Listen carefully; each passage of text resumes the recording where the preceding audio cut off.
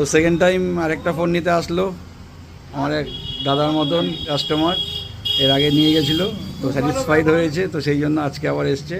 তো উনি নিলেন Oppo A5 Pro 8GB 256GB, 20,000 টাকার দাম বাজাজ ফাইন্যান্সে। তো তার সাথে একটা গিফট পেলে, গিফটটা একটু দেখাও।